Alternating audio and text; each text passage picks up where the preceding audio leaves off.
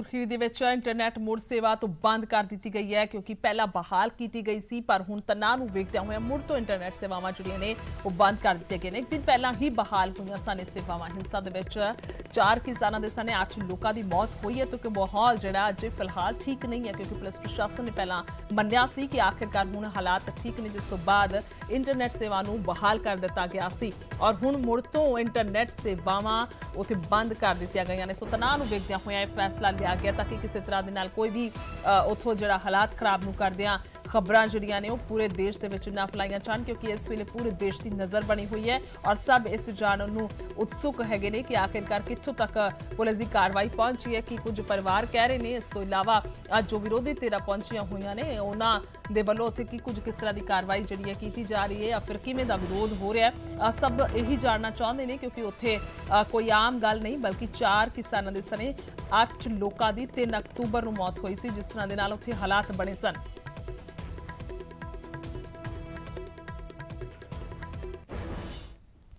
ਤੇ ਉਧਰ ਜੇਕਰ ਗੱਲ ਕਰੀਏ ਨਵਜੋਤ ਸਿੰਘ ਸਿੱਧੂ ਦੀ ਤਾਂ ਲਖੀਮਪੁਰ ਦੇ ਵਿੱਚ ਕੱਲ ਸ਼ਾਮ ਤੋਂ ਭੁੱਖ ਹੜਤਾਲ ਤੇ ਬੈਠੇ ਹੋਏ ਨੇ ਤੇ ਨਾਲ ਹੀ ਉਹਨਾਂ ਨੇ ਮੌਨ ਵਰਤ ਵੀ ਰੱਖ ਲਿਆ। ਸਿੱਧੂ ਲਖੀਮਪੁਰ ਹਿੰਸਾ ਦੇ ਵਿੱਚ ਮਾਰੇ ਗਏ ਪੱਤਰਕਾਰ ਰਮਨ ਕਸ਼ਯਪ ਦੇ ਘਰ ਪਹੁੰਚੇ ਅਤੇ ਪਰਿਵਾਰ ਦੇ ਨਾਲ ਮੁਲਾਕਾਤ ਤੋਂ ਬਾਅਦ ਰਮਨ ਕਸ਼ਯਪ ਦੇ ਘਰ ਦੇ ਵਿੱਚ ਹੀ ਭੁੱਖ ਹੜਤਾਲ ਤੇ ਚਲੇ ਗਏ।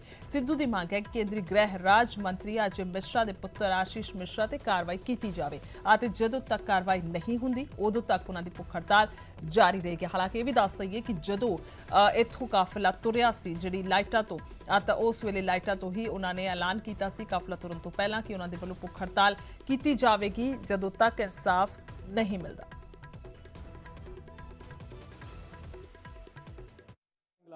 मेरी लीडर प्रियंका जी राहुल जी से प्रेरित होके मैं यहाँ आया हूं और जो देखा है जो सुना है वो दिल दहलाने वाला है।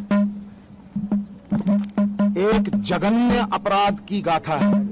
मानवीय जीवन का कोई पैसों से मूल्य नहीं लगा सकता, इसकी भरपाई नहीं हो सकती। मैं लवप्रीत जी के पिता से बात कर रहा था और वो यहां पे भी वही भावना दोहराई गई है।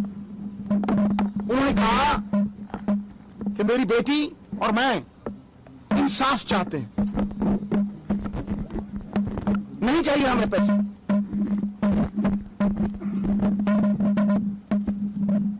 एविडेंस है, वीडियो है, एफआईआर में नाम है, विटनेस कह रहा है कि मैंने देखा, मैंने बाजू पकड़ी। एफआईआर में उसका पूरा सुरलेख है। तो फिर गिरफ्तारी इसलिए नहीं हो रही कि मंत्री जी के बेटे हैं।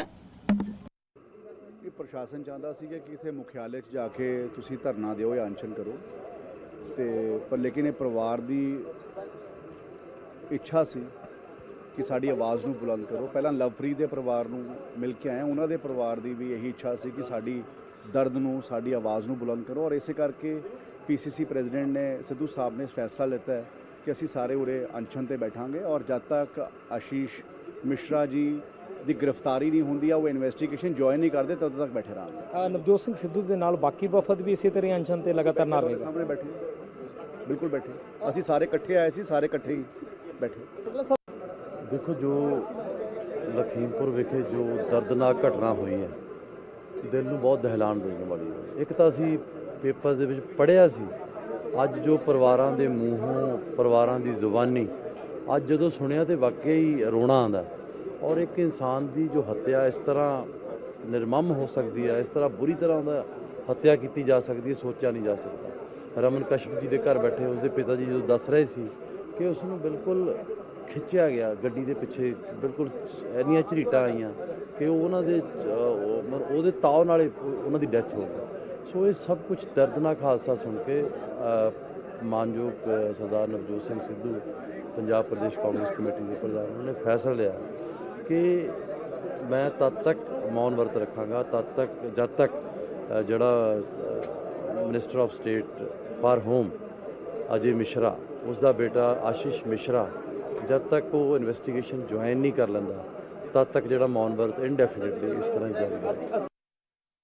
ਜੋ ਇਹਨੇ ਇੱਥੇ ਆ ਕੇ ਹਾਲਾਤ ਦੇਖੇ, ਉਹ ਬੱਚਾ ਕਿਵੇਂ ਮਾਰਿਆ, ਉਹਦੀ ਭੈਣ ਦਾ ਕੀ ਹਾਲ ਆ, ਉਹਦੇ ਬਜ਼ੁਰਗਾਂ ਦਾ ਕੀ ਹਾਲ ਆ, ਮਾਤਾ ਦਾ ਕੀ ਹਾਲ ਆ, ਇਸ ਪਰਿਵਾਰ ਦਾ ਕੀ ਹਾਲ ਆ, ਛੋਟੇ ਛੋਟੇ ਬੱਚੇ ਆ, ਉਹ ਦੇਖ ਕੇ ਉਹ ਬਰਦਾਸ਼ਤ ਸਹਿਣ ਨਹੀਂ ਕਰ ਸਕਿਆ। ਅਜੇ ਕਿ ਅਗਲੇ ਅਸੀਂ ਜਾਣਾ ਸੀ ਜਿੱਥੇ ਦੂਜੀ ਡੈਥ ਹੋਈ ਆ, ਪਰ ਇਹਦਾ ਮਨ ਇੱਥੇ ਟੁੱਟ ਗਿਆ ਵੀ ਅੱਗੇ ਵੀ ਇਹੀ ਕੁਝ ਹੋਊਗਾ ਜੋ ਇੱਥੇ ਹੈਗਾ। ਇਸ ਕਰਕੇ ਜਿਹੜਾ ਮਨ ਤੇ ਇਹਦੇ ਵਜਨ ਪੈ ਗਿਆ, ਵਜਨ ਪੈ ਕੇ ਕੋਈ ਬੱਚਿਆਂ ਦਾ ਦੁੱਖ ਨਹੀਂ ਝੱਲਿਆ ਗਿਆ ਉੱਥੇ। ਉਹਦੇ ਛੋਟੇ ਛੋਟੇ ਬੱਚੇ ਆ, ਭਰਾ ਪਿਓ ਬੈਠੇ ਆ। ਇਹ ਬੜਾ ਵੱਡਾ ਹਾਦਸਾ ਜੀ, ਬਹੁਤ ਦੁਖਦਾਈ ਹਾਦਸਾ ਜਿਹੜਾ ਇਹ ਸਰਕਾਰ ਨੇ ਕੀਤਾ, ਮੰਤਰੀਆਂ ਨੇ ਕੀਤਾ। ਪਰ ਹੁਣ ਜੇ ਸਾਡਾ ਪੰਜਾਬ ਦਾ ਪ੍ਰਧਾਨ ਆ ਕਾਂਗਰਸ ਦਾ, ਜੋ ਇਹ ਚਾਹੂਗਾ ਅਸੀਂ ਤਾਂ ਉਵੇਂ ਹੀ ਕਰਾਂਗੇ। ਹੁਣ ਇਹਨਾਂ ਗੱਲਬਾਤ ਕਰਕੇ ਦੇਖਦੇ ਹਾਂ ਕੀ ਕਹਿੰਦੇ। जी नहीं, हम राजनीति तो हम नहीं कहेंगे। हमें तो ये है कि सब हमारे दुख में शामिल हो रहे हैं और जिनको ये लगता है कि राजनीति हो रही है, जिस पार्टी को लगता है राजनीति हो रही है, मैं नाम अब नहीं लूँगा, उस पार्टी का एक भी नुमाइंदा मेरे पास अभी तक नहीं आया है, ना उसने एक मतलब कॉल ही की है। अगर उसको लग रहा है कि राजनीति हो रही तो वो भी